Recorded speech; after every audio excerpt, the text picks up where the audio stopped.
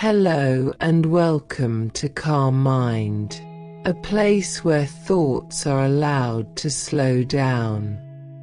You don't need to make anything happen or arrive anywhere. Right now, your only invitation is to be here. Just this.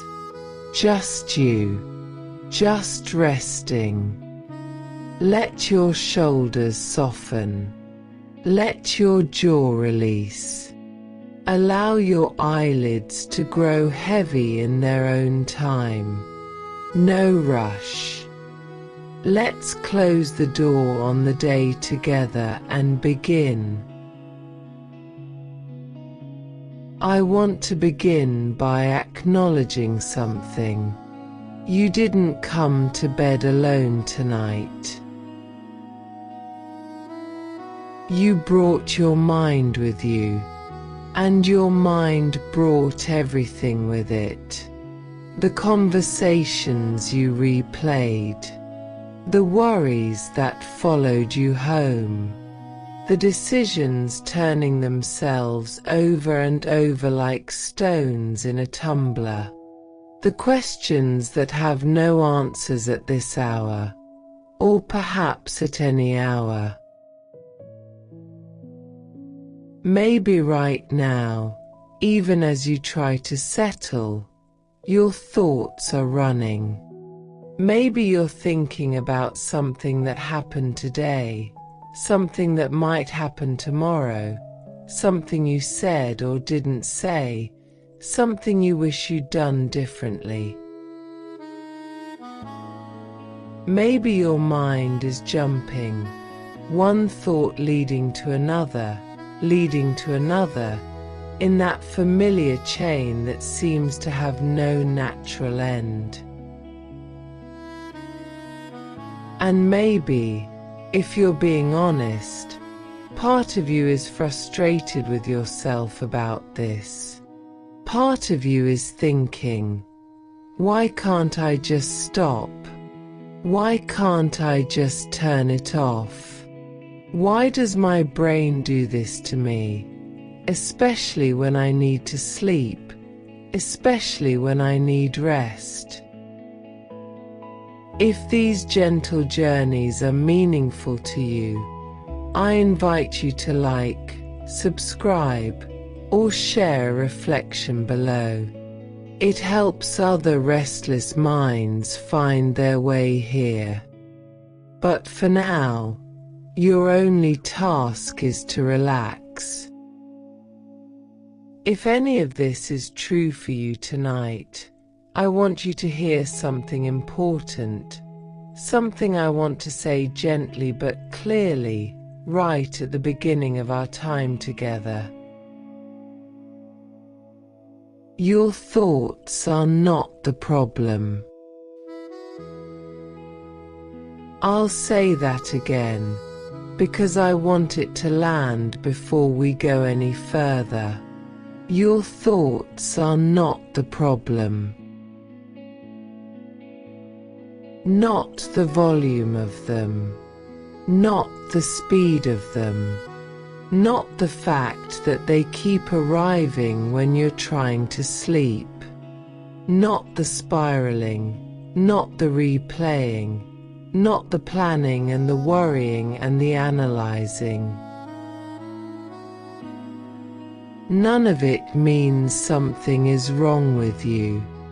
None of it means you're broken, or weak, or bad at rest, or fundamentally different from people whose minds seem to quiet more easily. What's happening in your mind right now is one of the most natural, intelligent, deeply human things that can happen.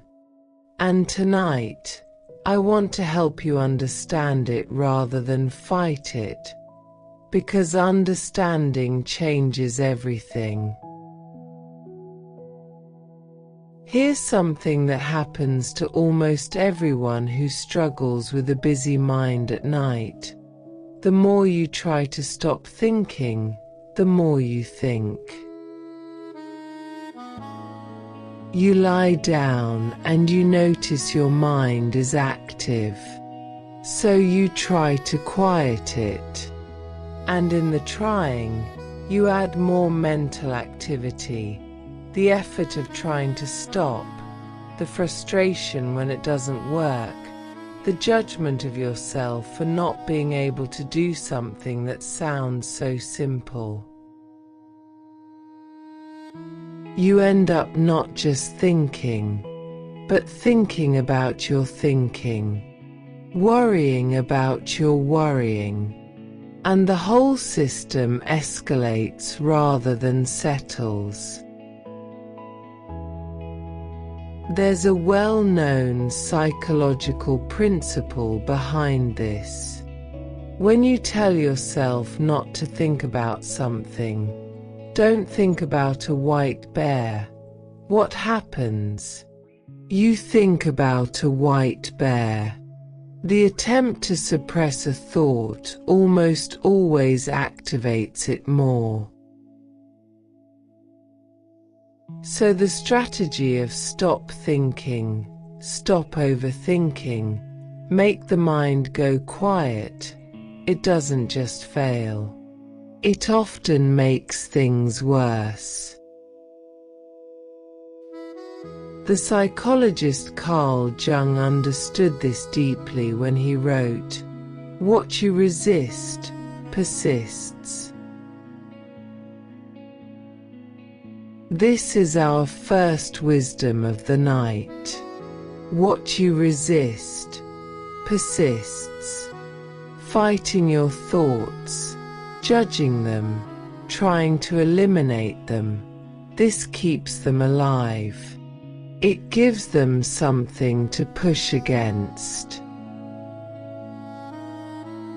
Tonight, we're going to try something different. We're not going to fight your mind. We're not going to try to make it stop. Instead, we're going to understand it. And in understanding, discover that there's nothing here that needs fighting.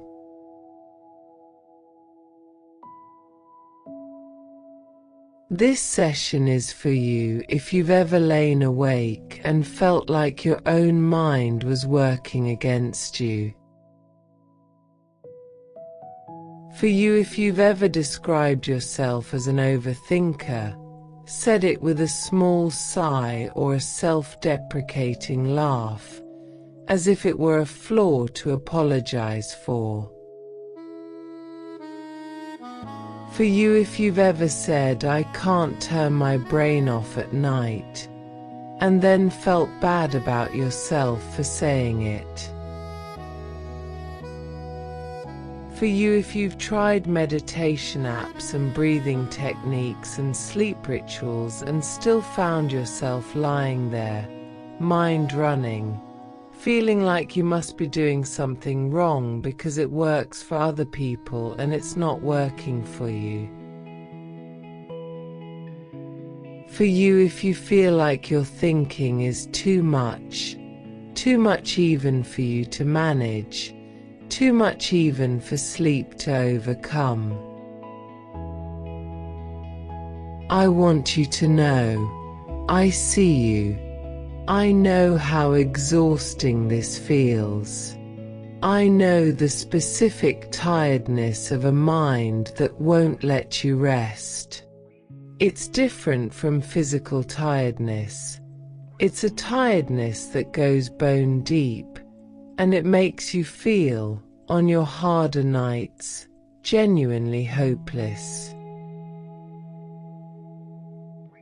And I want to offer you something different from the usual advice.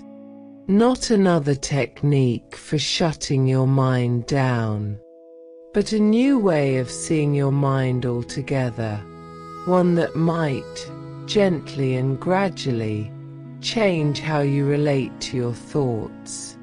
Not by stopping them, by understanding them.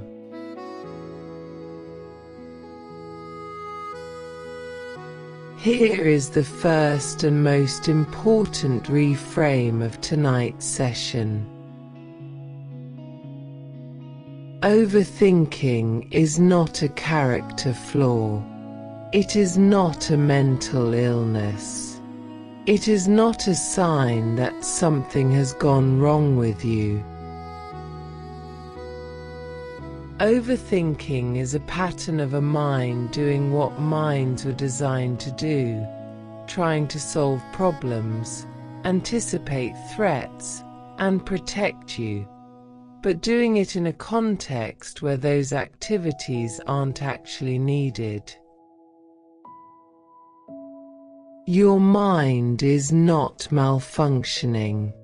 It's functioning in a situation it wasn't quite built for. The ancient philosopher Marcus Aurelius wrote in his private journals, "You have power over your mind, not outside events. Realize this, and you will find strength." But here's what I want to add. You can only have that power, that gentle authority over your own mind, once you understand it. Not once you conquer it. Not once you eliminate it. Once you understand it. That's what we're doing tonight. Understanding. Not eliminating, befriending, not fighting, learning the language of your own mind so that, gradually, you can work with it rather than against it.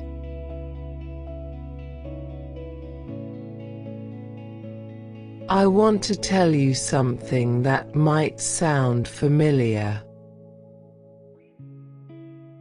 There are nights, maybe you've had one recently, where you've been lying here for an hour or more, and the frustration has built to a point where you almost get up. Where you think, what's the point? I'm clearly not going to sleep. My mind is not going to stop. Maybe I should just accept that tonight is lost and do something else. And maybe you've done that.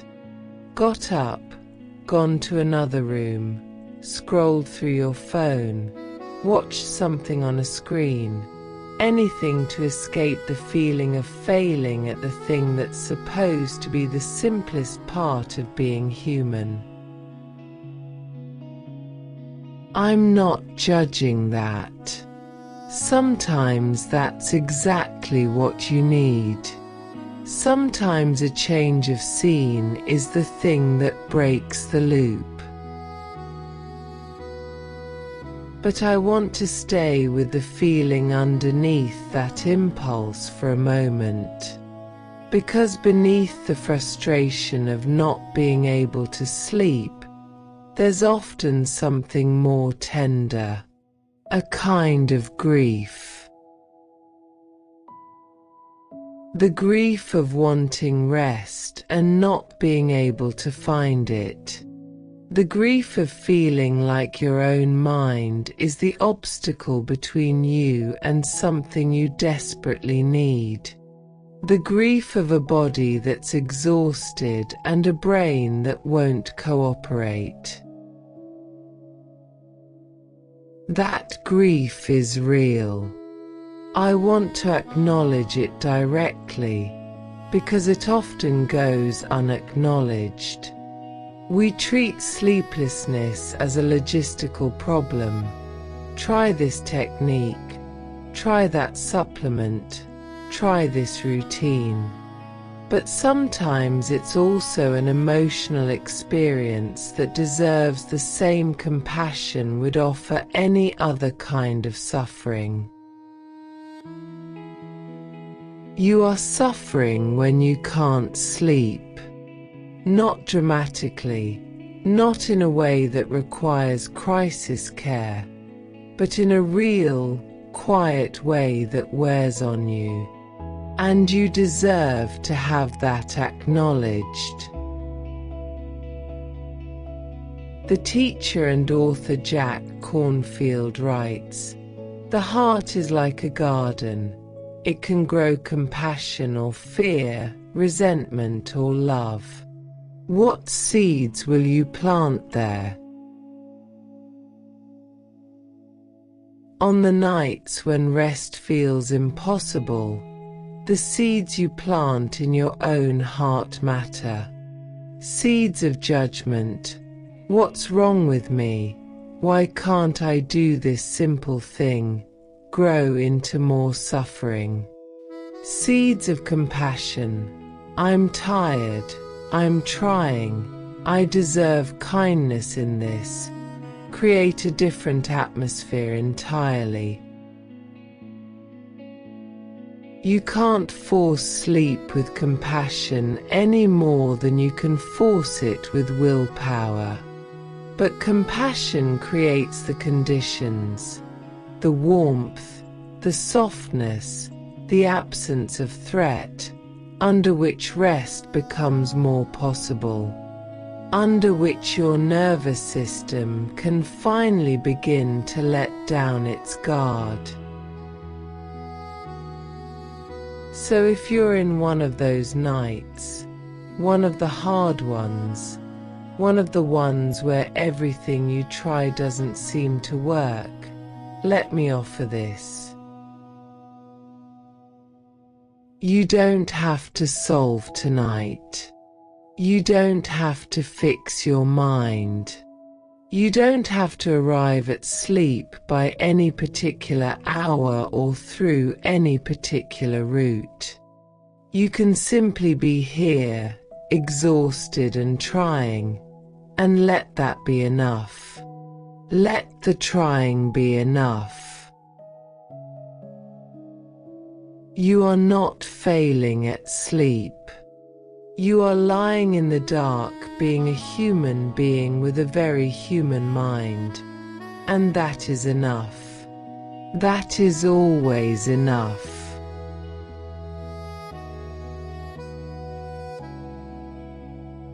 Let's begin with understanding. Real understanding. Not the kind that stays abstract, but the kind that lands somewhere in you and changes how you see yourself. Your brain is approximately 100,000 years old in its basic architecture. The thinking, feeling, problem-solving brain you carry inside your skull was shaped by a world that looked very different from the one you live in now. In that world, the problems were immediate and physical. A predator in the dark, a rival in the tribe, a shortage of food before winter, and the brain that survived was the brain that never stopped scanning, never fully relaxed, always kept one part of itself alert, always turning over possibilities, always asking, what could go wrong next, and what do I do if it does? The overthinker in that world was often the one who survived, the one who noticed the signs that others missed, who planned ahead, who ran through every possible scenario before stepping into danger, who kept replaying events to learn from them. That brain was a gift. It still is. It's your brain. But now you're living in a world with an entirely different set of problems. Problems that are complex, social, ongoing, without clear resolution. Your brain still wants to solve them, still wants to scan for danger, still wants to run through scenarios and plan ahead and learn from replaying events. Except now the threats are an email that was sent with the wrong tone, a relationship that needs careful navigation, a career decision with no clear right answer. And these are problems that can't be solved at 2 a.m. in the dark. They're often problems that can't be fully solved at all. Your brain doesn't know that yet. It's still trying to help you survive. It's still doing its job with everything it has. The neuroscientist Lisa Feldman Barrett writes, "Your brain's most important job is not thinking or feeling or even seeing. Its most important job is running the systems of your body to keep you alive and well."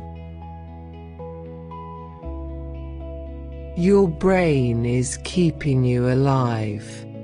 Every racing thought, every replay, every what if. It believes these are necessary. It's trying to protect you. It doesn't know you're safe. It doesn't know the day is over. It doesn't know that most of what it's turning over can wait. Can you feel even a small shift in how you see your mind right now? Not a malfunctioning organ, but a very loyal, very hard-working one, doing its best in a world it wasn't quite designed for? Let me introduce you to something happening inside your brain right now as you lie here. It has a name, the default mode network. Scientists discovered something surprising when they started scanning brains in fMRI machines. They expected that when people weren't doing anything, when they were just resting, brain activity would decrease. The brain would take a break. The opposite happened. A specific network of brain regions actually became more active when people were at rest. Not less active. More. This network became known as the default mode network, the brain's default setting when nothing else demands its attention. And what does this network do? It thinks about you, about other people, about relationships, about the past, about the future, about how things might have gone differently, about how things might go in the future. It generates narrative, meaning, and identity.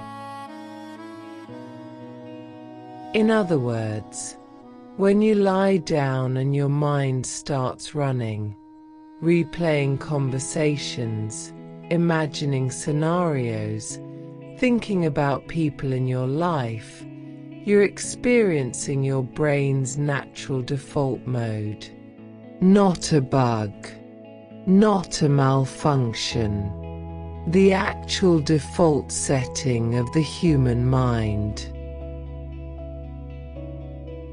In the beginner's mind there are many possibilities, but in the expert's mind there are few.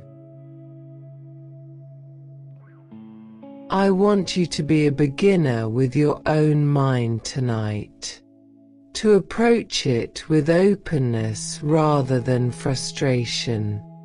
Your mind is generating possibilities. That's what it does. That's what it was built for. The goal isn't to shut down the default mode network. The goal is to understand it, to recognize when it's running, to know why it runs, and to develop a different relationship with it. One of curiosity rather than conflict. Let's go even deeper. Because some of the thinking you do at night isn't random. It has a specific emotional flavor. It feels like it matters. It feels urgent. Like if you could just figure this out, resolve this, reach a conclusion, then you could rest. This kind of thinking is often anxiety trying to disguise itself as problem solving. Here's what anxiety does. It takes a genuine concern, something real in your life that holds uncertainty or risk, and it turns it into a puzzle to be solved.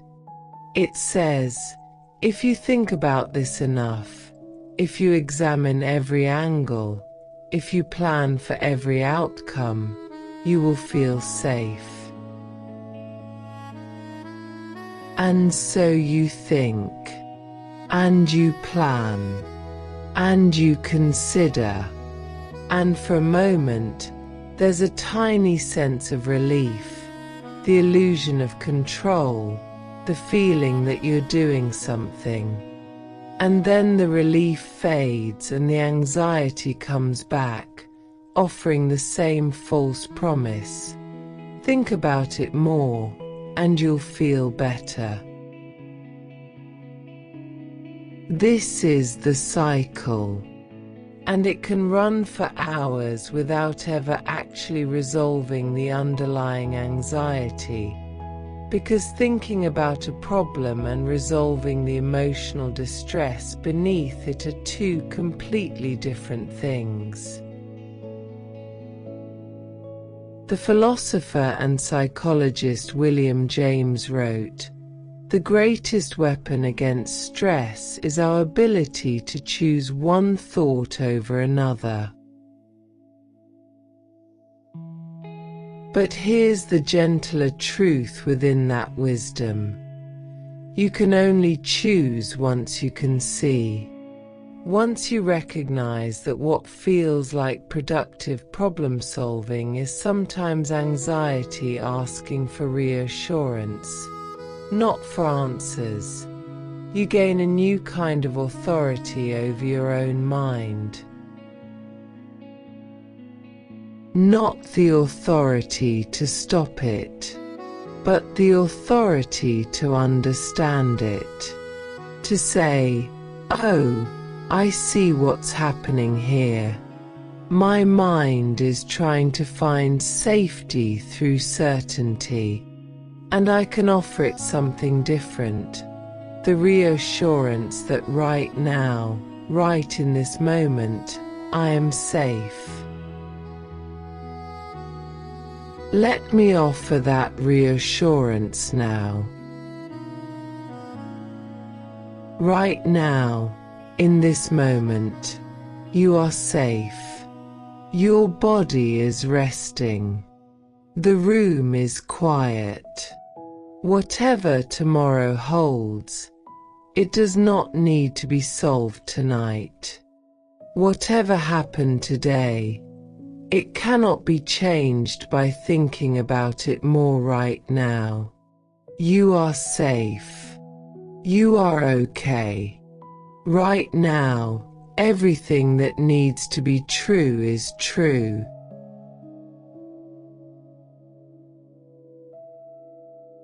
There's a specific kind of nighttime thinking I want to address directly, because so many people experience it and feel alone in it. The mental replay. You're lying here, and your mind goes back, sometimes to something that happened today, sometimes to something that happened months or years ago. A conversation you've replayed hundreds of times. A moment you wish had gone differently. Something you said or didn't say. Something done to you that you've never fully made peace with. And you run it again and again, changing the script slightly each time, giving yourself better lines, imagining different outcomes, or simply reliving the pain of it without being able to change it at all. This replay feels purposeless, just your mind torturing you with the past. But it isn't purposeless. Your mind is doing something quite specific. It's trying to find a resolution to an experience that hasn't fully closed. Psychologists call this the processing function of memory. When something difficult or distressing happens, the brain needs to work it through, to integrate it, to extract lessons, to move it from active threat status to understood and stored. Sometimes this processing happens naturally, during the day, through conversations, reflection, time. But sometimes, especially with experiences that carry shame or unresolved emotion, the processing gets stuck. The brain keeps returning to the event because it hasn't been able to complete the work.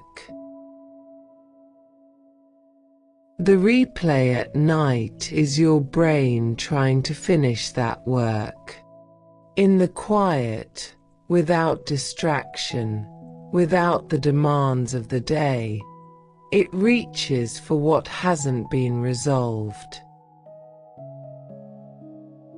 The psychologist and trauma researcher Francine Shapiro, who developed EMDR therapy, understood that the brain has a natural drive toward healing, toward processing and integrating difficult experiences. She wrote, "Healing happens in the direction of wholeness." Your mind replays because it wants wholeness. It wants to understand, to integrate, to find some peace with what happened. The problem isn't the replaying itself. The problem is that replaying alone, without new input, without a compassionate witness, without the right emotional processing, rarely achieves the closure it's seeking. The brain circles the same material without making progress. What actually helps with replay isn't stopping it. It's changing your relationship with it. Instead of being inside the replay, you can observe it. Instead of reliving it with fresh pain each time, you can begin to hold it with something more like tenderness. Not minimizing what happened, not pretending it didn't matter or didn't hurt, but meeting it, that memory, that moment, with the compassion you'd offer a younger version of yourself who was there, going through it, doing the best they could. That person, the you who was in that moment, was doing their best with what they knew and what they had. They were human. They were imperfect. And they deserved compassion then, and deserve it now. So when the replay comes tonight, and it might, you don't have to run from it or force it away. You can meet it. You can say, I see you. That was hard. I'm still here. We got through it.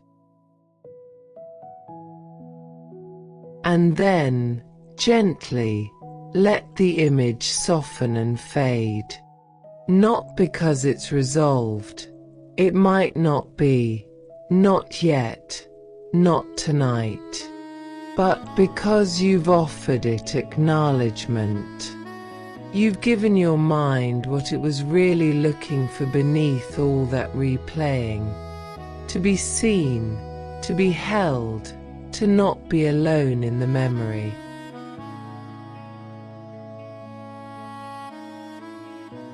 Now I want to offer something you might not have expected from a session about overthinking. Gratitude for your mind. Not gratitude as a performance or a positive thinking exercise, but genuine recognition of what your active, thinking mind actually gives you. The person who lies awake running scenarios in their head is often the same person who is extraordinarily thoughtful in their relationships, who catches the implications others miss, who prepares for contingencies and considers consequences, who feels things deeply and cares about getting things right. The mind that won't stop analyzing at night is often the same mind that produces original insights during the day, that sees connections others overlook, that asks the important questions that change outcomes. The quality that makes you an overthinker in the dark is often the same quality that makes you deeply reliable, deeply perceptive, and deeply valuable to the people around you. The poet and philosopher Ralph Waldo Emerson wrote, "The ancestor of every action is a thought."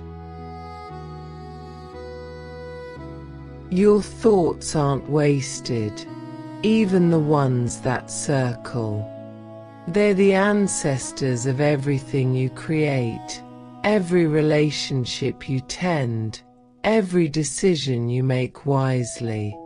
The volume of your thinking isn't just a burden, it's the source of your depth. I'm not saying the 2 a.m. spiral is pleasant or that it serves you in those moments.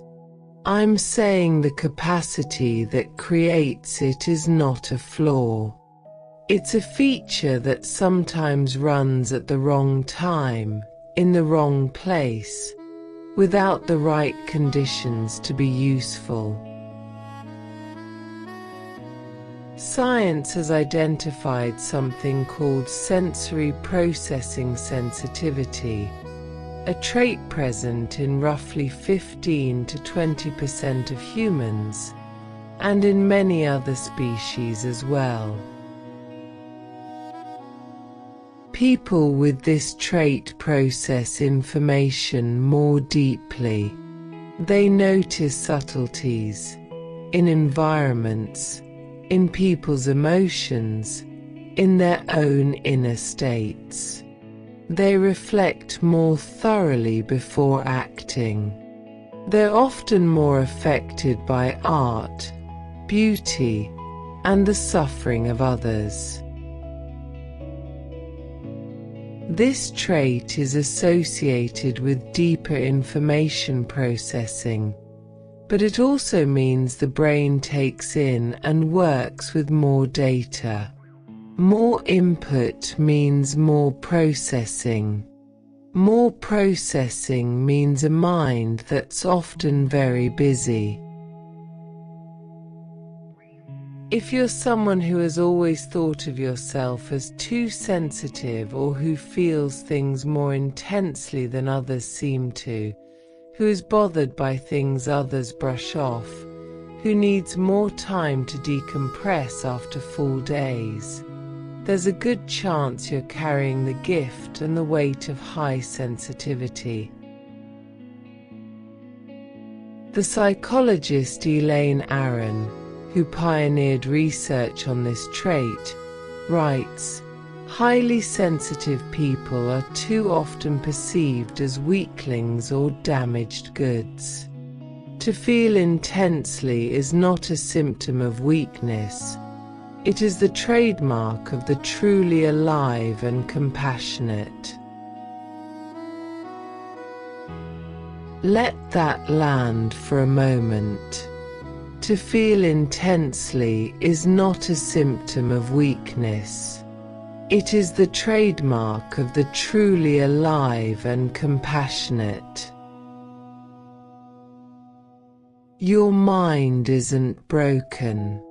It might be exquisitely sensitive, and that sensitivity, turned toward the right places at the right times, is one of the most beautiful and necessary things a human being can carry. Here is something I want you to consider. A lot of your nighttime thinking is actually love in disguise. When you lie awake replaying a conversation with someone you care about, turning it over to see if you could have done better, that's love.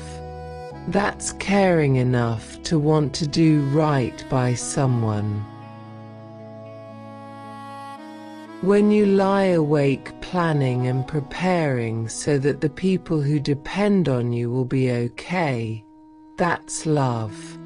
That's responsibility held by someone who genuinely cares. When you lie awake worrying about the future, not just your own future but the future of people you care about, of the world you live in, that's love. That's the particular ache of someone who is paying attention. The author Brené Brown writes, "I believe that what we call trauma is actually the residue of love, of care, of meaning." I believe something similar about overthinking. Much of what we call overthinking is the residue of caring, of loving, of being someone for whom things matter. You could choose not to care so much. You could become someone who shrugs off consequences, who doesn't replay conversations, who doesn't worry about getting things right. That person might sleep more easily. But you wouldn't be you, and the people in your life would lose something real. So tonight, when the thinking comes, and it will come, that's okay, see if you can notice, what am I actually caring about here? What love is hiding inside this spiral? You don't have to solve it. You don't have to stop it. Just see it clearly for what it is. A mind that cares. A heart that's paying attention.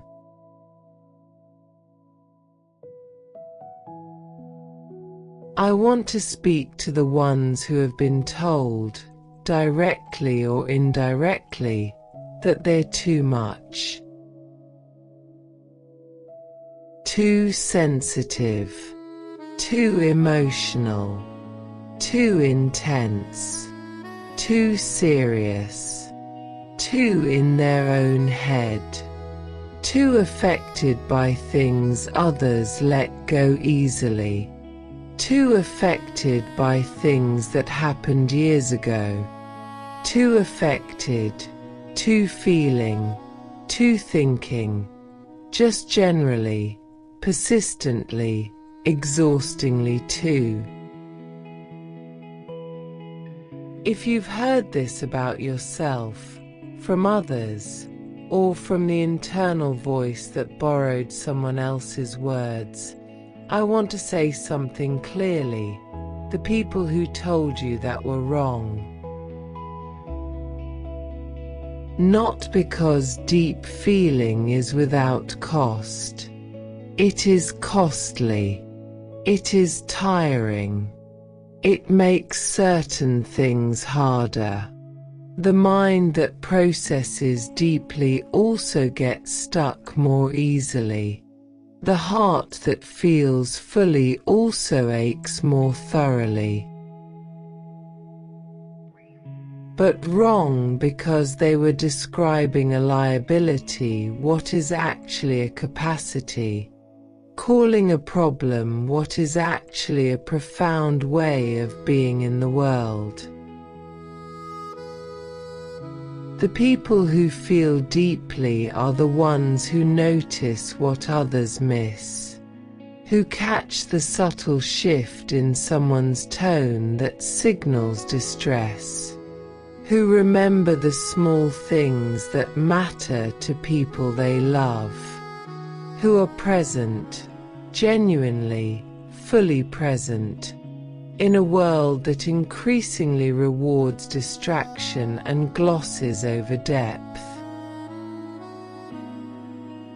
The depth of your feeling, in sorrow, in worry, in the nighttime turning over of things, is the same depth that allows joy to land fully, that allows beauty to stop you in your tracks, that allows love to reach all the way down.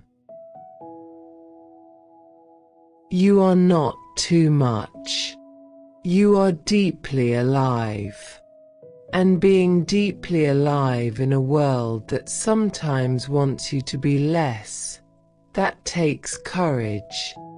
It takes the specific courage of someone who doesn't quite fit the template of effortless ease and breezy unbotheredness that gets celebrated. Your mind at night is the price of entry for a way of being in the world that has extraordinary value, not just to you, to everyone around you. To the people who need someone who notices, who cares, who pays attention even when it's inconvenient. So tonight, before you go to sleep, or as you gently drift toward it, I want you to hold one small truth.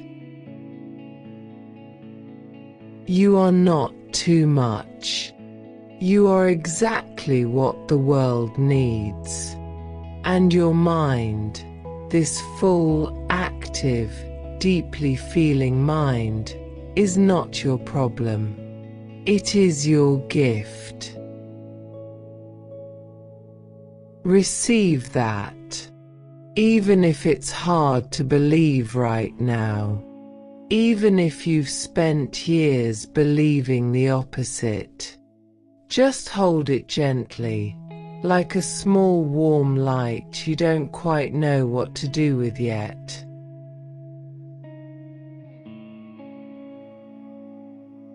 Now let's shift toward something practical.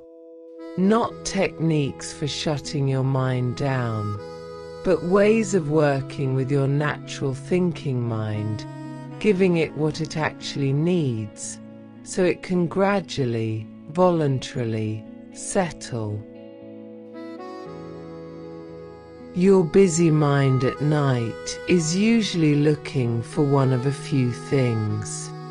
Understanding which one it needs right now is more useful than any generic relaxation technique. Sometimes it needs acknowledgement.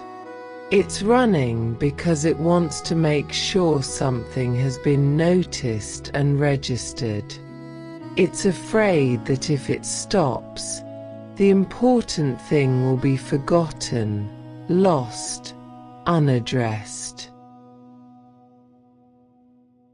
If this is what's happening, the thing that helps isn't silence or distraction. It's acknowledgement. Simply saying, inwardly or even in a journal, I see this. I'm holding this. I won't forget this. That gives your mind permission to loosen its grip, just a little. Sometimes your mind needs validation. It's been holding an emotion that hasn't been felt yet, something that happened during the day that you moved through rather than fully through. The thinking is actually emotion waiting to be acknowledged. If this is what's happening, turning toward the feeling, just feeling it, not analyzing it, can release the thinking. I'm sad about this. I'm angry about this. I'm scared about this. Just the simple acknowledgement of the emotion can quiet the mind that was circling around it. The psychologist and author Daniel Siegel teaches, name it to tame it. When we name what we're feeling, actually put a word to it, activity in the emotional centers of the brain decreases. The simple act of naming provides regulation. Name it to tame it. This is one of the most practical and gentle things you can do with a busy mind. Not suppress, not analyze, just name. Worried, sad, frustrated, uncertain. Just the name, and then let it be. Sometimes your mind needs completion. The cognitive psychologist Bluma Zeigarnik discovered in the 1920s something we now call the Zeigarnik effect. The mind holds on to unfinished tasks more persistently than completed ones. This is why you think about the email you haven't sent, the conversation you haven't had, the task you left undone. Your mind is keeping them alive until they're resolved, or until it has a credible plan for resolving them. If this is what's happening, what helps isn't forcing yourself not to think about the unfinished thing. It's giving your mind a partial completion, writing down the thing, creating a plan, scheduling a time to address it. Once the mind trusts that the thing has a home, it can release it for the night. There's a particular category of thought that deserves its own moment tonight, because it's the kind that causes the most shame, and therefore the most suffering, and yet it's one of the most universal things human minds do. These are the thoughts you never say out loud. The dark ones, the embarrassing ones, the ones that, if someone could hear them, would make you feel exposed in the worst possible way. Maybe they're thoughts of anger towards someone you love. Maybe they're thoughts of failure or worthlessness directed at yourself. Maybe they're worst-case scenarios so extreme they feel shameful even to have imagined. Maybe they're intrusive images, uninvited, unwelcome, appearing without warning and then staying in your mind like something you can't unsee. If you lie awake at night carrying thoughts like these, and feeling secretly horrified that your mind generates them, I want to offer you something important. Something that might be the most relieving thing in this entire session. Having a dark thought is not evidence of a dark character. Let me say that again.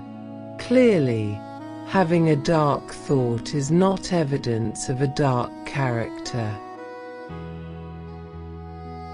The research on intrusive thoughts, unwanted, disturbing mental content that arrives without invitation, shows something surprising and deeply humanizing. Studies consistently find that the vast majority of people experience intrusive thoughts regularly. Thoughts of harm, of failure, of shameful acts, of catastrophe. The specific content varies, but the phenomenon is nearly universal. What distinguishes people who suffer greatly from these thoughts from those who don't is not the thoughts themselves. It's how they respond to them. People who suffer tend to do what feels intuitive. They treat the thought as meaningful, as evidence of something true or dangerous about themselves. They try to suppress it, to prove it wrong, to make sure it never happens by keeping it constantly under observation. And in doing so, they amplify it. People who suffer less tend to do something that feels counterintuitive. They notice the thought, recognize it as a mental event rather than a revelation of character, and allow it to pass without engaging. Not because they're callous or unaware, but because they understand that thoughts are weather, not identity. The psychologist Stephen Hayes, who developed acceptance and commitment therapy, describes this as diffusion, creating distance between yourself and your thoughts. Not fighting them, not believing them, just seeing them clearly for what they are, words and images that arise in the mind, carrying no inherent authority over who you are or what you'll do. Your mind generates dark thoughts the way your nose generates sneezes. Not because something is profoundly wrong with you, but because that's what minds do. They generate everything. The full spectrum of human experience passes through a well-functioning mind. Darkness and light, fear and hope, cruelty and tenderness. This breadth is not pathology. It's the enormous range of what it means to be human. What makes you a good person is not the absence of dark thoughts. It's what you do with them. It's the fact that you're troubled by them, that they feel wrong to you, that you wouldn't act on them, that they arrive as unwelcome visitors rather than welcome residents. The thoughts you're ashamed of are, often, the clearest possible evidence that you are not the person you fear you are. Because the person who frightens you, the one capable of the worst, wouldn't be lying awake horrified by their own thoughts. They wouldn't care enough. You care. You're troubled. You lie awake with these thoughts because you hold yourself to a standard of goodness, and these thoughts seem to contradict it. They don't contradict it. They confirm it. So tonight, if those thoughts come, the ones you never say out loud, the ones that feel like secrets too embarrassing or too frightening to share, you don't have to fight them or solve them or prove them wrong. You can simply observe them with the compassionate clarity of someone who knows, this is weather. This is not me. This is the mind doing its enormous, indiscriminate, very human job. And you can say to them, gently, without drama, the way you might say goodnight to something that doesn't need to stay, I see you. You're not in charge here. You can pass. They will pass. They always do. And what remains when they've passed is you, still here, still trying, still holding yourself to the standard of the person you want to be. That person, the one lying here in the dark, troubled by their own mind, trying to be good, trying to rest, is someone worth knowing. Someone worth being gentle with. You are not your darkest thoughts.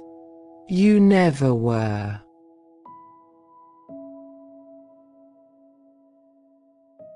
One of the most powerful things you can do with a busy mind is also one of the simplest. Watch it rather than being in it. Right now, your thoughts probably feel like you, like your identity, your truth, your reality. When you think I'm going to fail at this, it feels like a fact. When you think that person was disappointed in me, it feels like certainty. But thoughts aren't facts.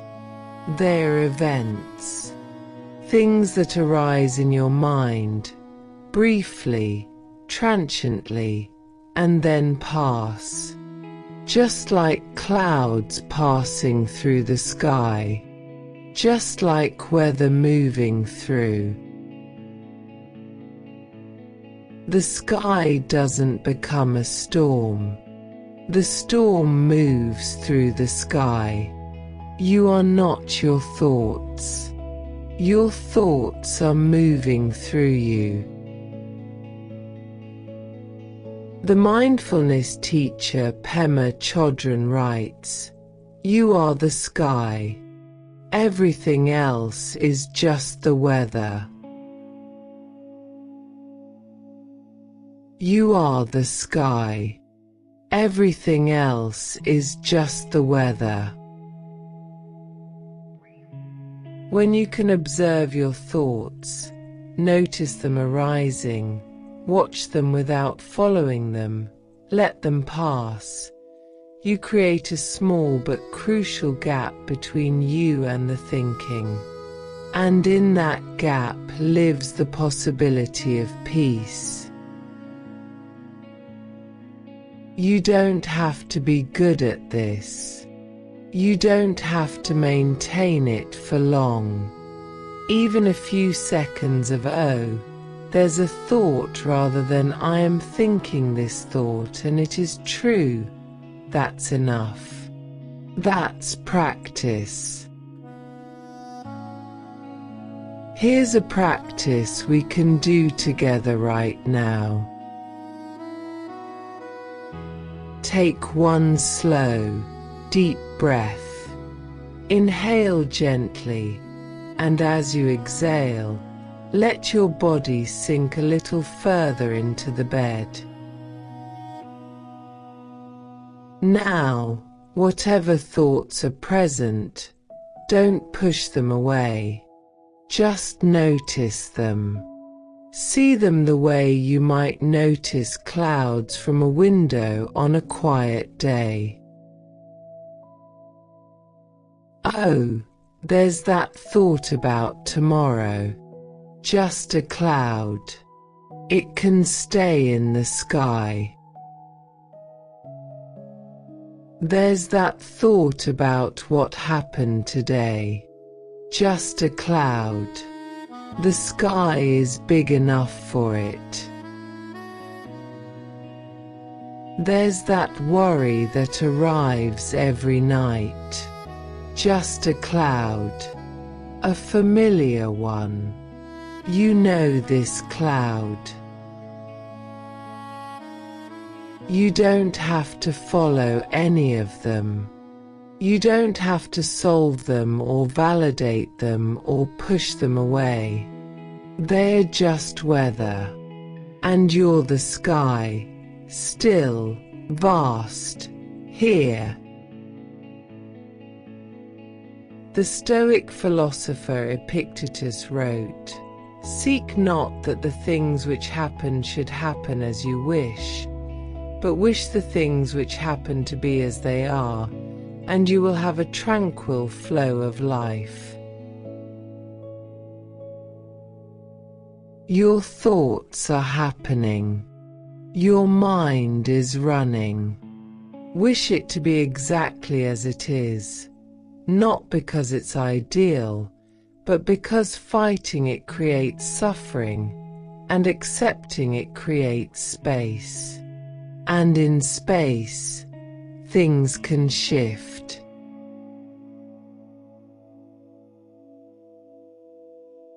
As we move deeper into the night, let's explore something specific. What actually happens between your thoughts and your sleep, and why understanding this relationship can gently change everything. Sleep requires something very specific from your brain, a decrease in what scientists call cortical arousal.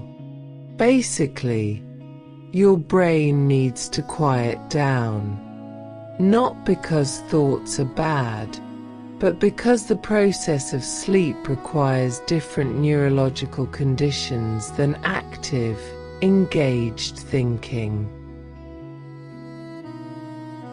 When your mind is actively running, thinking, analyzing, planning, worrying, your brain is in a state of heightened arousal. Stress hormones are slightly elevated.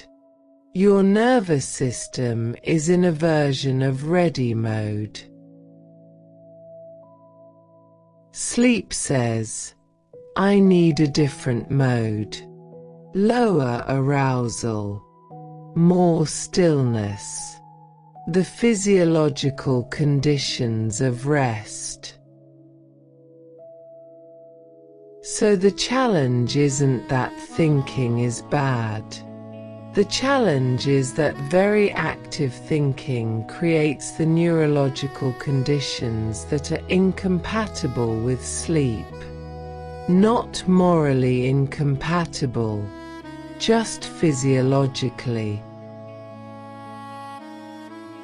The author and sleep researcher Matthew Walker writes in Why We Sleep, human beings are the only species that deliberately deprive themselves of sleep for no apparent gain. We often add to that deprivation by creating the mental conditions that make sleep impossible, not deliberately, but because we haven't learned how to support the transition our brains need to move from wakefulness into sleep. And here's the important part. You can learn, not by forcing your mind to stop, not by willpower or discipline, but by creating conditions that invite your nervous system to shift modes. Naturally, gently, over time. Here's something beautiful that I want you to know, something that might change the pressure you put on falling asleep quickly. While you sleep, your brain doesn't stop, but it changes its work entirely. During sleep, especially during the deeper stages and during REM sleep, your brain does something remarkable with all that thinking you were doing during the day. It processes it, organizes it, strips away the emotional charge from difficult memories, builds connections between things you knew separately, rehearses motor skills, consolidates learning. The very thoughts that kept you awake tonight, the worries, the replays, the unresolved things, your sleeping brain will work on them, not with the anxious daytime mind, but with a deeper, quieter, more integrating intelligence. You know the expression "sleep on it." It's not just folk wisdom, it's neuroscience. The sleeping brain genuinely processes problems differently than the waking brain. It finds connections and solutions that direct conscious effort misses. The chemist August K. Cooley famously discovered the ring structure of benzene, a major breakthrough in organic chemistry, through a dream. The elements he'd been consciously working with rearranged themselves in sleep into a shape he couldn't reach while awake. Sleep doesn't interrupt your processing. It continues it, in a mode that the awake brain cannot access. So everything you've been turning over tonight, every question, every concern, everything not yet resolved, you can hand it to your sleeping brain. Not because your sleeping brain will solve everything by morning, but because the act of sleeping is a form of working on it. A gentler, deeper, more integrative form. You don't have to figure it all out before you sleep. Sleep is part of figuring it out. P. Let that be a small relief. The thinking isn't wasted. The questions aren't abandoned.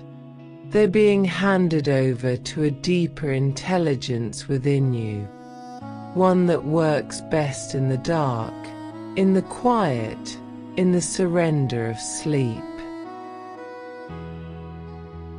Trust it. Your sleeping mind knows things your waking mind is still searching for.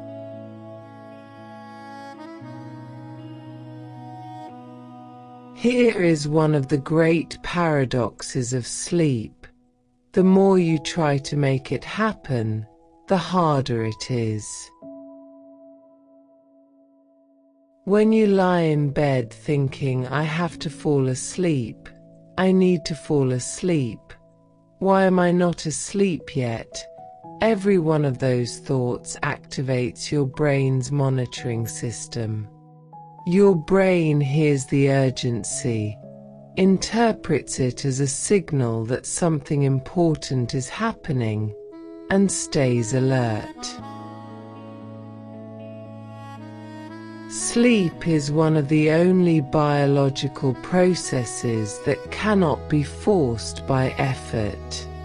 You cannot will yourself to sleep any more than you can will yourself to digest food faster. It happens when the conditions are right. Your job is to create the conditions, not to perform sleep.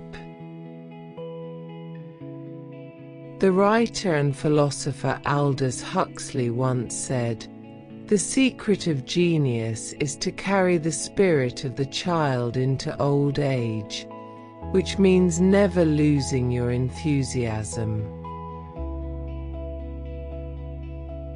I want to borrow a different version of that spirit for sleep, the spirit of a child who falls asleep in the car, not trying, not performing, not monitoring whether sleep is arriving, just being present, letting the movement and warmth do their work.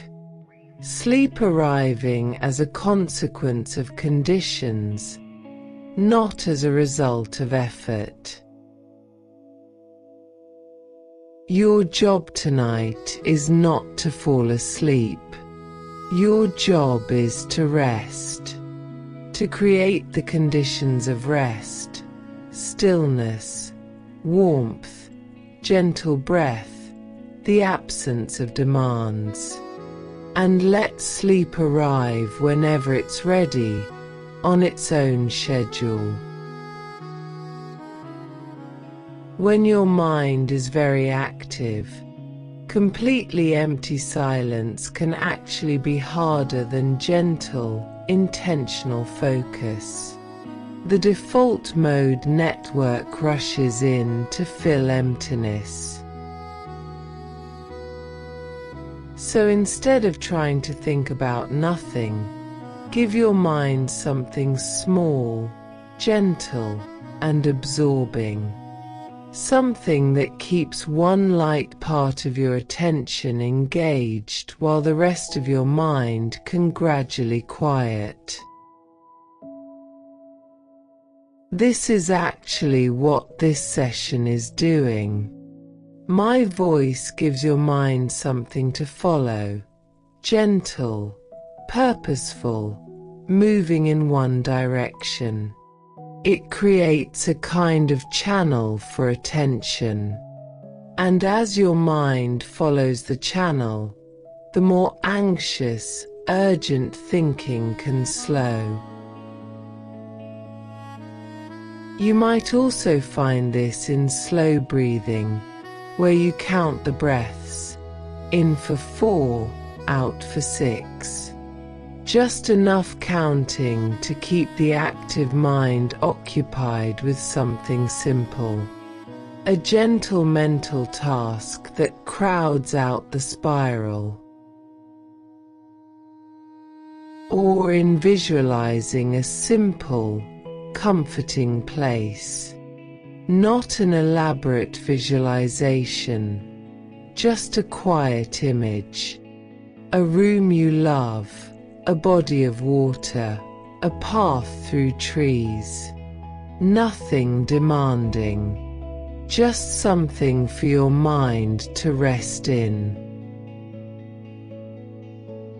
The Sufi poet Rumi wrote, "Out beyond ideas of wrongdoing and right doing, there is a field. I'll meet you there." That field is where I'm inviting you tonight. Not into silence imposed by force. Into the open space beyond the doing and the undoing, the thinking and the not thinking. A field where your mind can rest in something quiet and warm. Where thoughts can come and go without needing to be solved.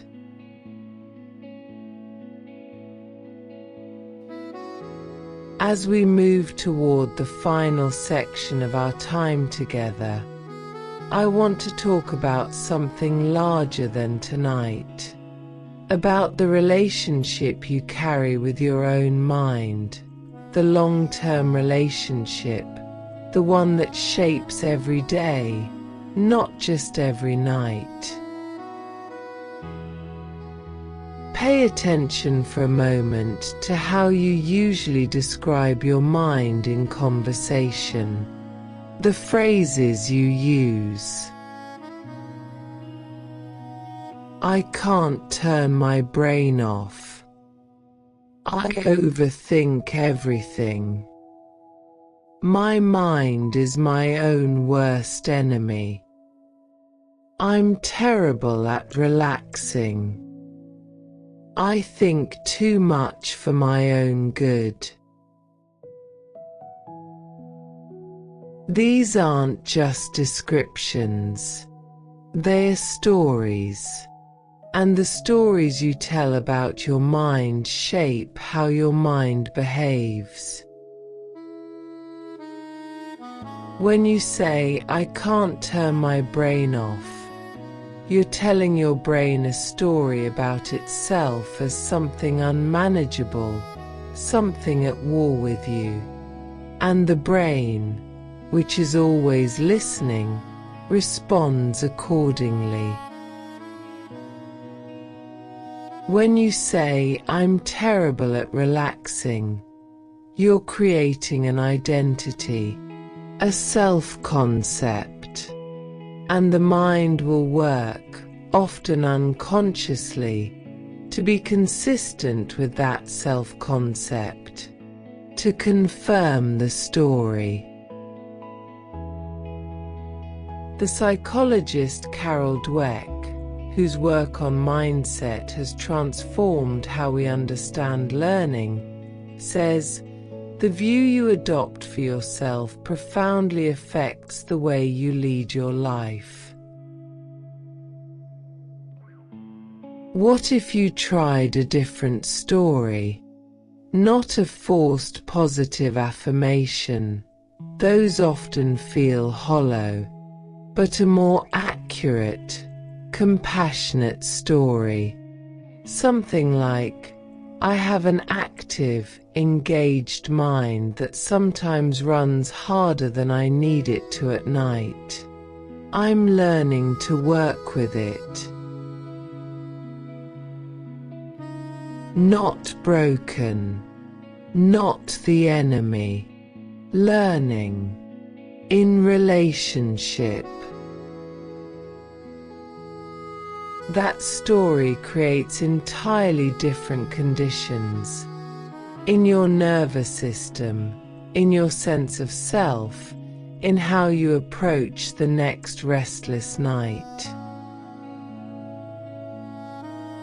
There's something I want to explore with you right now. Something that might explain why, even after hours of turning something over in your mind, you often feel no closer to peace than when you started. There's a difference between thinking that moves and thinking that circles. Thinking that moves takes you somewhere. You start without knowing something, you think it through, and you arrive at understanding or a decision or a plan. The thinking has a direction. It covers new ground. It ends somewhere different from where it began. Thinking that circles is different. It starts, it moves, it feels like it's going somewhere, and then it arrives back where it started, and then it starts again, and again. The motion feels purposeful. The effort feels meaningful. But the ground being covered is the same ground over and over, wearing a groove deeper into the same terrain.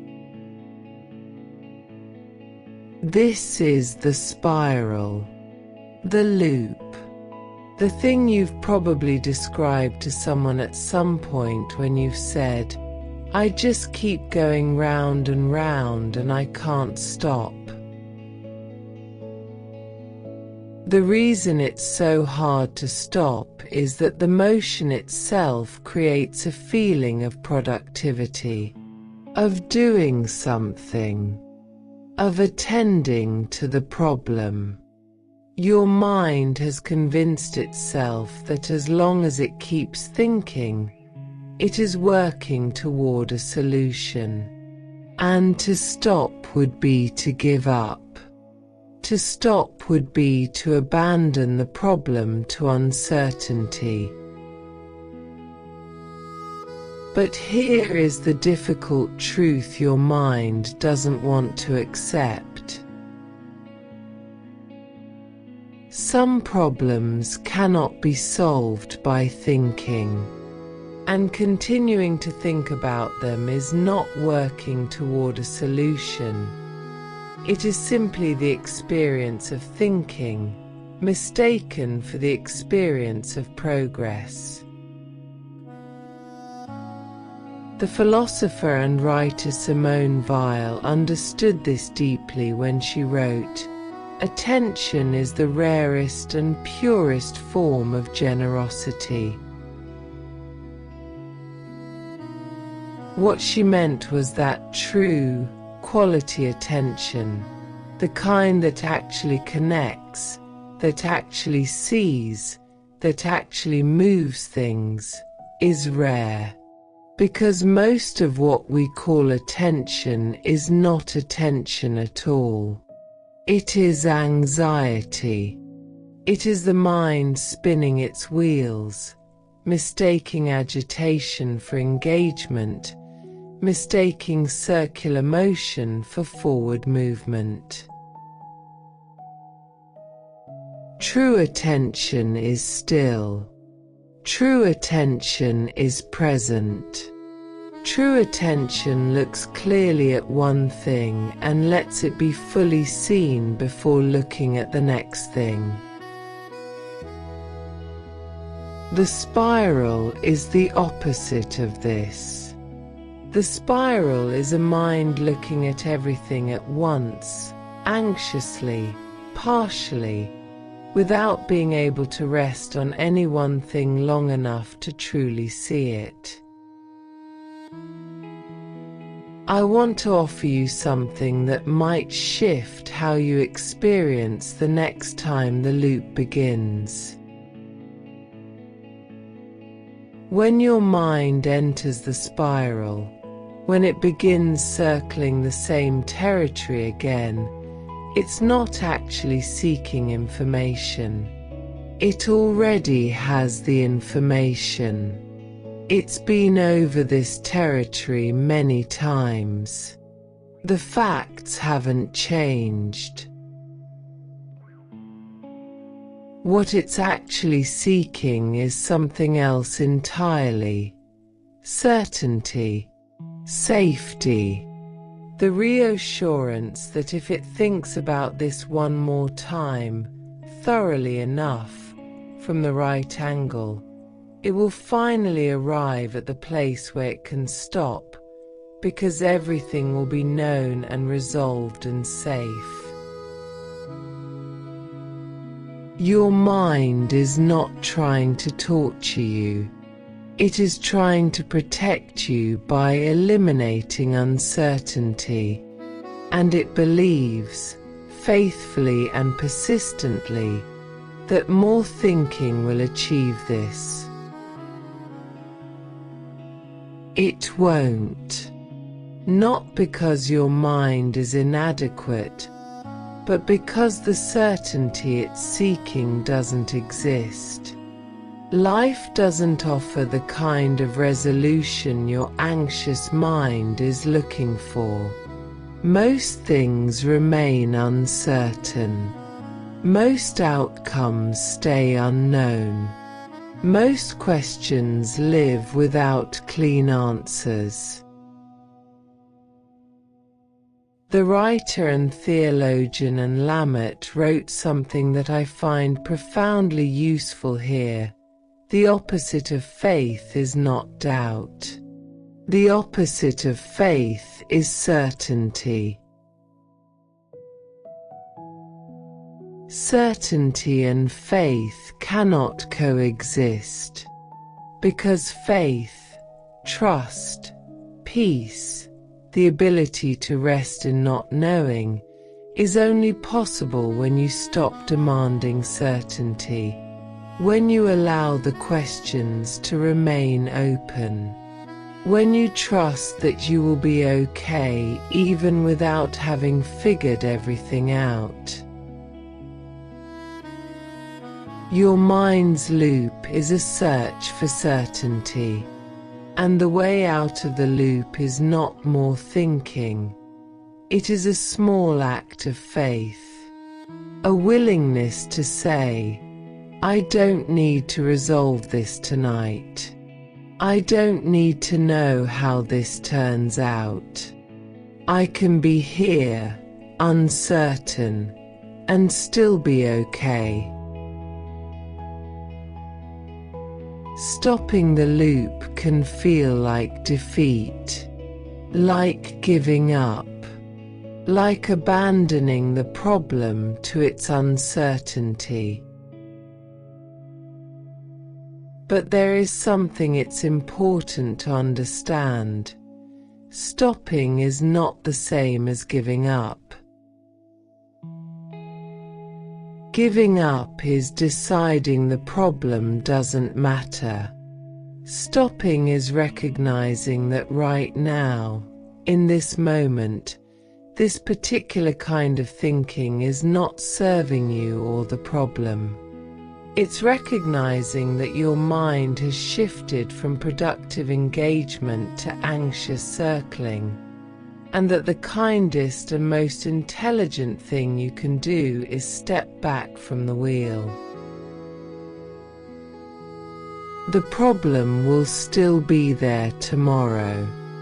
Your thinking capacity will be better tomorrow, sharpened by sleep, restored by rest, freed from the fog of exhaustion that makes everything feel more urgent and less manageable than it actually is.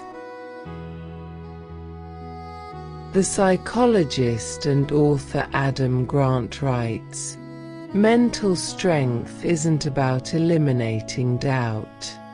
It's about acting despite it." Stopping the loop tonight, while the uncertainty remains unresolved, is exactly this kind of mental strength. It's choosing rest despite doubt. It's trusting that you will handle tomorrow's challenges with tomorrow's resources, rather than trying to solve them tonight with a mind that's already depleted. That is not weakness. That is wisdom. That is the action of a mind that has learned, or is learning, to distinguish between the thinking that helps and the thinking that only appears to help. You have been trying so hard, for so long tonight, turning it over and over, looking for the resolution that would let you rest. I want to offer you permission to stop now, not because the problem is solved, not because the uncertainty has lifted, but because you have done enough thinking for tonight, and more thinking will not bring you closer to peace, only rest will do that. The loop has been running on the belief that stopping means abandoning, that if you stop thinking about it, you are failing the problem, failing yourself, failing whoever is affected by it. But this belief is the loop talking, and the loop is not telling the truth. The truth is, rest is not abandonment. Sleep is not giving up. Choosing to let your mind be still tonight, choosing to hand the question to the quieter wisdom of your sleeping brain, is an act of genuine intelligence and profound self-care. I want to bring you back to right now, just this moment, just this breath, just this body lying here in the dark. Not the problem, not the loop, not tomorrow. Just this. It is no measure of care to exhaust yourself thinking about something at 2 a.m. that cannot be resolved at 2 a.m. The thinking that feels like care is often just anxiety running a familiar track. Real care is being rested enough tomorrow to actually show up for what matters. So right now, in this moment, let the problem exist without you attending to it. Just for right now, just for this breath. Let it sit in the next room, unattended, while you, here, choose to rest. Nothing will go wrong while you sleep.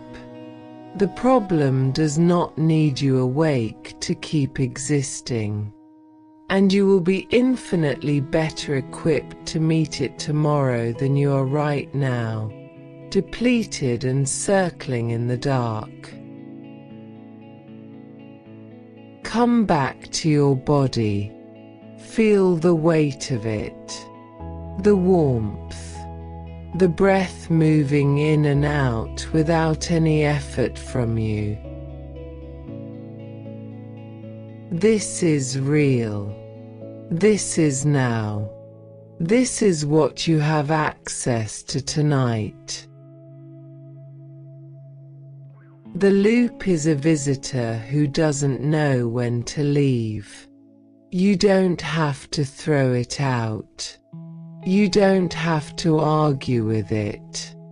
You can simply say, gently, the way you'd say goodnight to someone you're fond of but are genuinely too tired to keep entertaining. Not tonight. We'll continue tomorrow. For now, I need to rest. And then let it go. Not forever. Just for tonight. The motion that felt like progress was always just motion. The stillness you're moving toward is the real work. The rest you are choosing right now is not a break from solving. It is the solution itself. There's a specific shape of nighttime thinking I want to honor before we close. One that doesn't get talked about enough, because it doesn't look like anxiety about yourself. It's the thinking you do about the people you love. Lying awake wondering if your child is okay, if they're struggling in ways they're not telling you, if you're giving them what they need, if you're getting this right. Lying awake carrying something a friend confided in you, turning it over, wishing you could fix it for them. Lying awake about a parent who is aging, a sibling who is going through something hard, a partner who is under pressure you can see but can't fully reach. This kind of thinking can feel indulgent, like you're borrowing trouble that isn't yours to borrow. Like you should be able to simply trust that the people you love are okay and stop carrying their lives in your body at night. But this thinking is one of the purest forms of love that exists.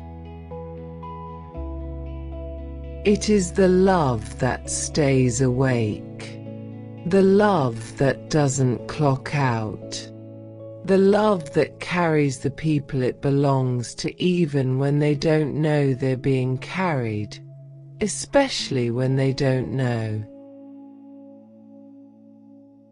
The author and teacher Frederick Buechner wrote, "The place God calls you to is the place where your deep gladness and the world's deep hunger meet." Some of us are called to love in a way that is deep and present and vigilant. That calling shows up at night as worry for the people we love. It's inconvenient. It's tiring.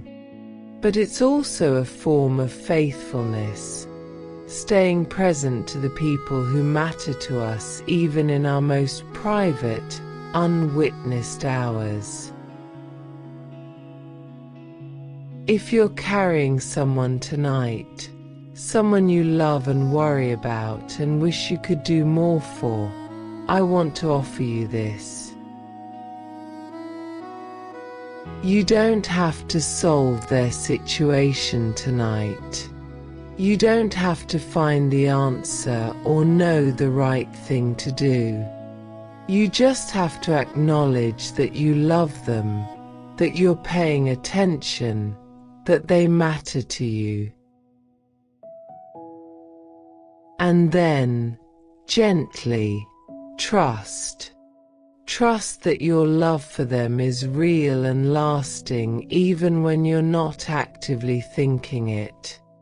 Trust that you will be there for them tomorrow, and the day after, in all the practical ways that actually help. And trust that carrying them in your worry at night doesn't serve them, but carrying them in your rested, present heart tomorrow does. Let them rest in your heart tonight, not in your turning, worrying, solving mind, but in your heart, which holds them quietly without needing to fix anything. They are loved. They are being held by you and by forces larger than either of you. Let that be true tonight.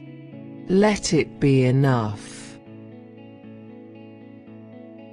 And let yourself rest now, so that tomorrow you can show up as the person they deserve, not the person who burned through the night worrying, but the person who rested and is present and is here.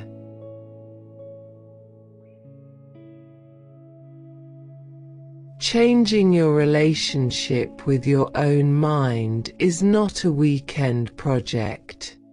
It's a long practice, something that shifts over months and years of gentle, repeated attention.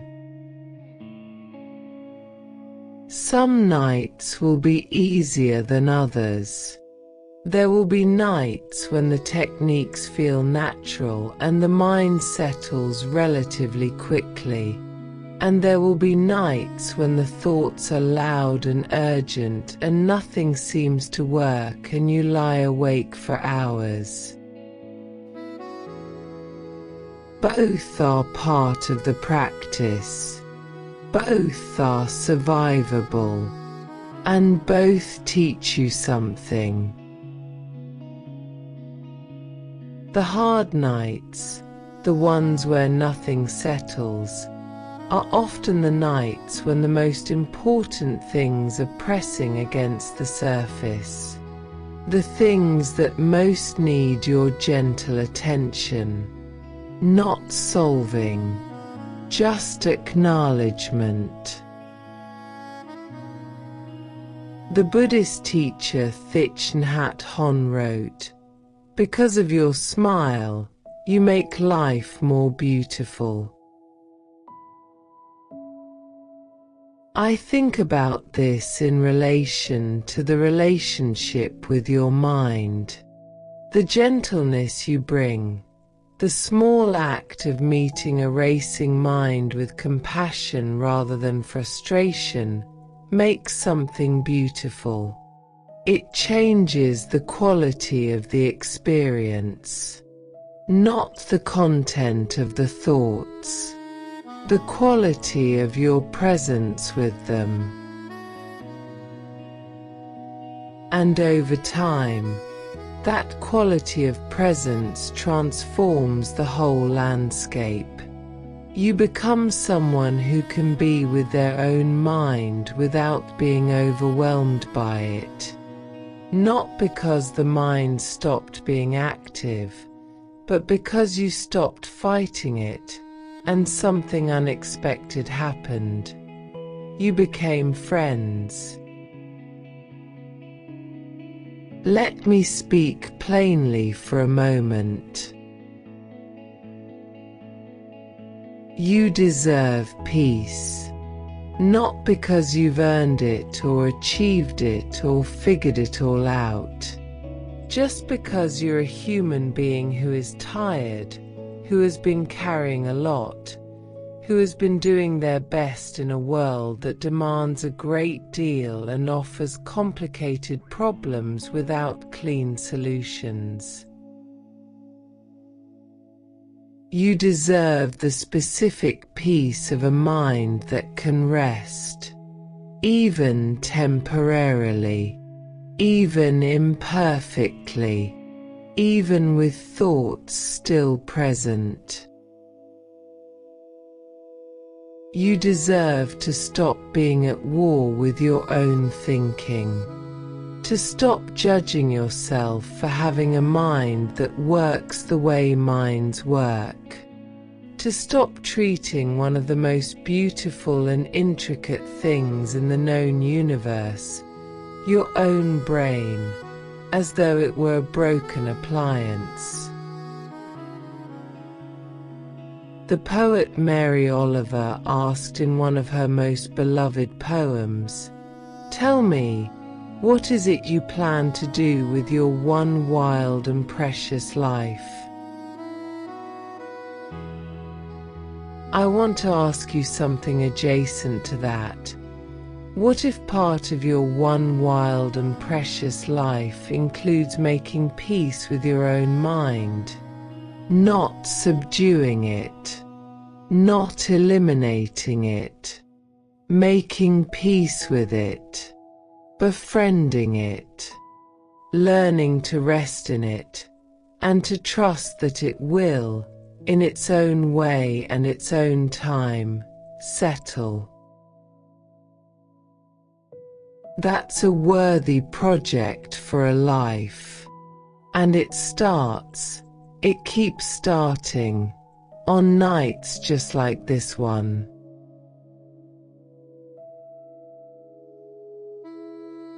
We've traveled a long way together tonight, through the architecture of the thinking brain, through the gifts and the challenges of an active mind, through the science and the wisdom of learning to rest without fighting.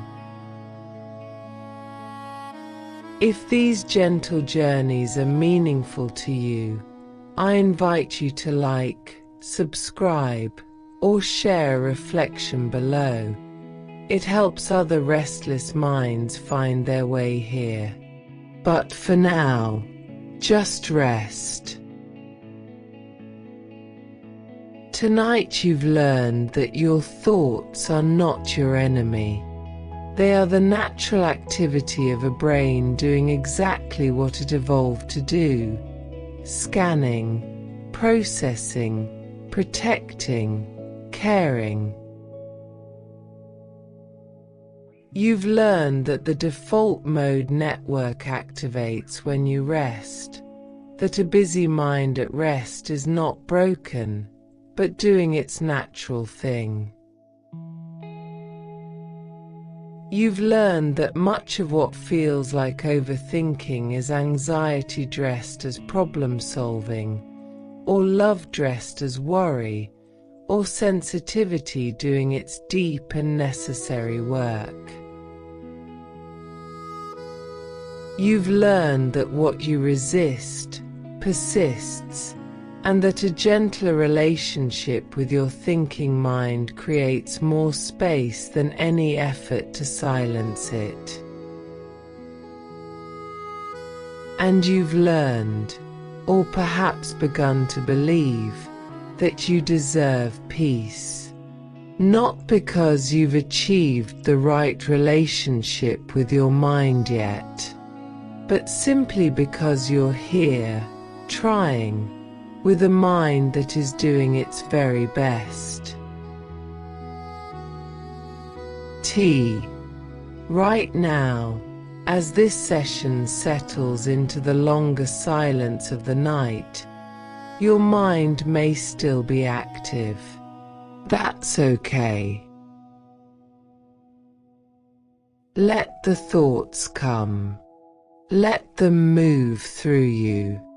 You are the sky, and these are the weather. If the spiral starts, if you find yourself following a thread of thought that's pulling you further from rest, you don't need to stop it. Just notice it. There's the spiral. Just naming it changes its power. If anxiety arrives pretending to be a problem that needs solving, you don't need to solve it. You can say, gently, I see you. I know what you're doing. This isn't the time. I'm safe right now. If the self-judgment comes, the voice that says you should be asleep by now, you should be better at this by now, you don't have to believe it. You can offer yourself instead what the philosopher Neem Karoli Baba is famously quoted as saying, "Love everyone, tell the truth, and don't harm anyone." Start with yourself. Love this mind. Tell the truth about it, that it is active and brilliant and sometimes exhausting and always trying to help you. And don't harm yourself with judgment for the ways it runs hard in the dark. Before this night ends, I want to offer you something to carry forward. Not a technique, not a practice to add to your list. Something subtler and more lasting. Understanding yourself. After tonight, after understanding where your thinking comes from, why your mind runs the way it does, what it's really looking for beneath the spirals and the replays and the planning, you have something you didn't quite have before. A map. Not a map that tells you how to stop your thoughts, but a map that tells you what they mean.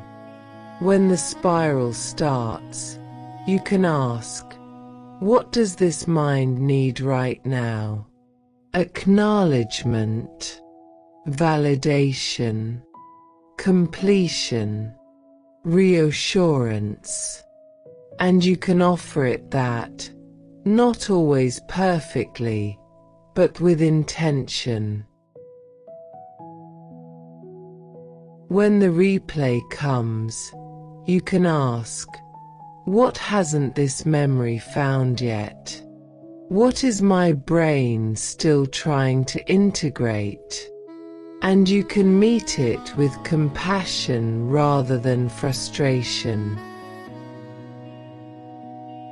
When you catch yourself in a conversation saying, I'm terrible at relaxing, or I can't turn my brain off, you can choose a different story.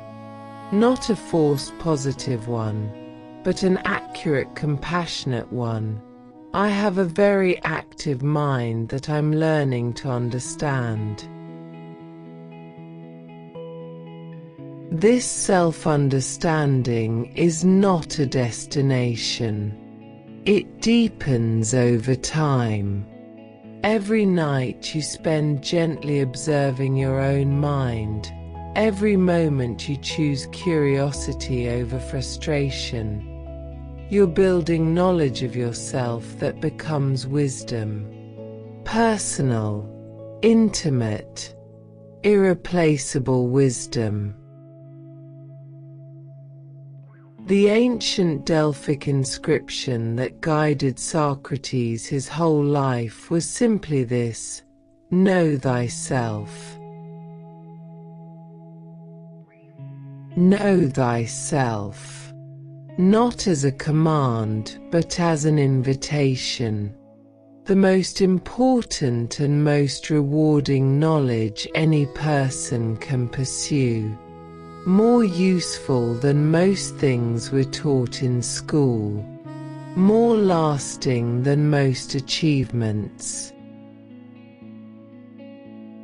You've spent tonight knowing yourself a little more, understanding the shape of your mind, the reasons for its patterns, the intelligence beneath what sometimes feels like chaos.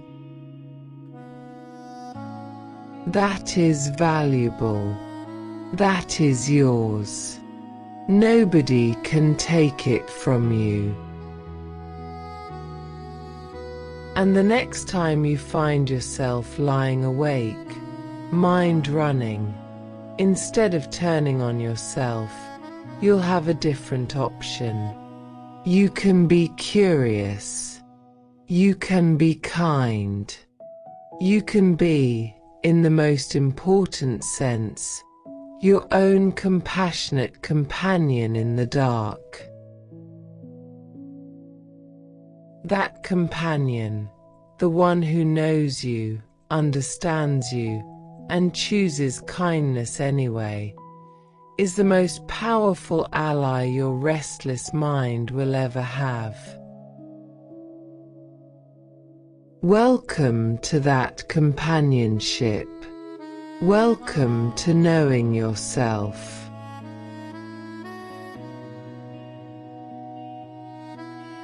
I want to offer you one final permission before the night deepens.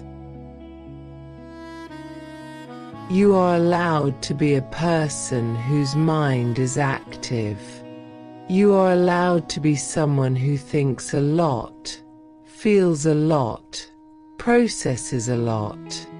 You don't have to fix that or change it or become someone different. You are allowed to have nights where the mind is loud and sleep is slow. Those nights don't mean you're failing. They mean you're human. You are allowed to be working on this, to be in the middle of learning a new relationship with your own mind, not at the end of it, not already arrived, just on the way. And you are allowed, even in the middle of an active mind, to rest. Rest doesn't require a quiet mind. It only requires a willingness to stop fighting, to let your body be still even while thoughts move through, to trust that rest is happening even when it doesn't feel like the sleep you imagined. The philosopher and physician Albert Schweitzer said, "In everyone's life, at some time, our inner fire goes out. It is then burst into flame by an encounter with another human being." I hope this session has been a small version of that encounter. Not a cure, not a fix, but a companion in the dark. A voice that says, "You are not the problem. Your mind is not the problem. You are a complex, caring, intelligent human being whose extraordinary mind is doing something very ordinary, thinking." And now, gradually, slowly, in its own time and its own way, it can begin to rest. There is an old teaching found across many wisdom traditions, in Buddhism, in Stoicism, in contemplative lineages the world over, that the mind is like a river, always moving, never the same water twice. Heraclitus said you cannot step into the same river twice, because new water is always flowing through. Your thoughts are like that river, always moving, always new. You can't stop the river, but you can choose where you stand in relation to it, on the bank, watching it flow, rather than swept into the current. The poet Rainer Maria Rilke wrote of the night as a place where truth becomes more accessible, where the distractions of daylight fall away and the deeper things become audible. The things your mind turns over at night are often the real things, the things that matter most to you. Honor them. And then, gently, trust that morning brings its own clarity. Let your breath slow now, just a little, not forcing it, just allowing it to find its own gentle rhythm. Let your body be heavy. Let it sink. Let gravity hold you. You don't have to hold yourself. The bed is doing that work. Let your jaw be loose. Let your hands be open. Let your shoulders be down. And let your mind be exactly what it is right now. Busy or quiet. Running or settling. Wherever it is. That's okay. That's allowed. That's the mind you have. And it is not the problem. You are not the problem. You are someone learning to live with an extraordinary mind in a complicated world, and you are doing the best you can, and tonight that is more than enough. Rest now.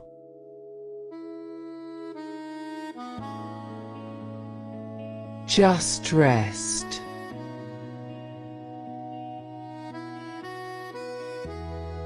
I'll see you soon.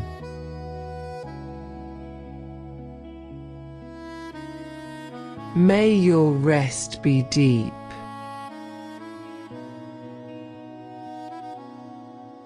And your dreams be gentle.